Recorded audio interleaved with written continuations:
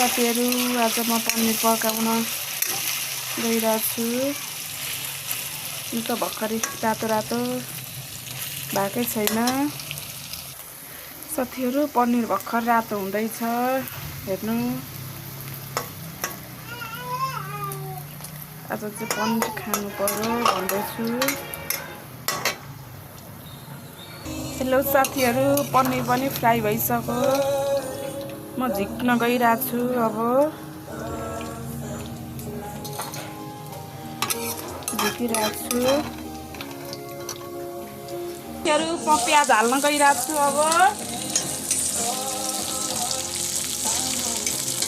त्यसपछि टमाटर पनि हाल्छु। एकछिन भुट्छु। साथीहरु हर्दी हाल्न गइरहेछु। अलिकति नुन पनि हाल्छु। त्यसपछि चलाउँछु। यसलाई अब अलिक पाक्न दिनुपर्छ साथीहरु। मैले मसला पनि हाले।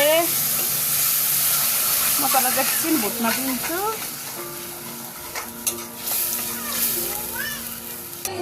मैले चाहिँ राजमा र आलु उसिनेको थिएँ यी साथीहरु। मसला भुटेर हाले।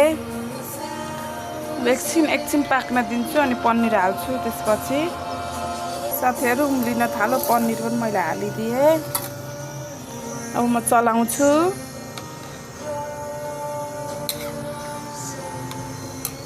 म त पनिरको तरकारी पकाएँ आज मैले। कस्तो छ भन्दिनु ल। पाक्दैछ। अब एकछिन पाक्न लाग्छ। साथी हो, पनिर पकाउन चाहिँ सजिलो छ है तरिका। यस्तै गरी पकाउँछु म चाहिँ। कस्तो छ भन्दिनु है। कमेन्ट गर्दिनु है। पाकिसक्यो मेरो पनिरको तरकारी। एमबी भयो साथी हो।